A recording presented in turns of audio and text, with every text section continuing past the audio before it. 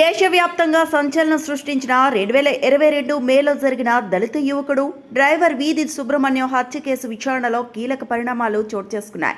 ఈ కేసులో నిందితుడైన ఎమ్మెల్సీ అనంతబాబుకు గతంలో మంజూరైన బెయిల్ను తూర్పుగోదావరి జిల్లా కోర్టు రద్దు చేసింది.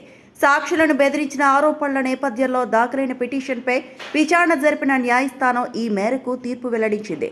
ఇప్పటికే సాక్షులను బెదిరించిన కేసులో ఎమ్మెల్సీ అనంతబాబు రాజమండ్రి సెంట్రల్ జైల్లో రిమాండ్లో ఉన్నారు. నాటి వైఎస్ఆర్సీపీ ఎమ్మెల్సీ అనంతబాబు దగ్గర డ్రైవర్గా పనిచేసి మానివేసినటువంటి దళిత యువకుడు వీధి సుబ్రహ్మణ్యాన్ని అతి కిరాతకంగా హత్య చేసి 31 గాయాలు 3 అంతర్గత గాయాలతో ఆయన ఇంటికి తీసుకొచ్చేసి ఎటువంటి ఫిర్యాదు ఇవ్వద్దు, మీకు 2 లక్షల రూపాయలు ఇస్తాము, మీరు దహన సంస్కారాలు చేయండి అని చెప్పేసి వాళ్ళ కుటుంబ సభ్యులను బెదిరించిన సంఘటన మనకు తెలుసు.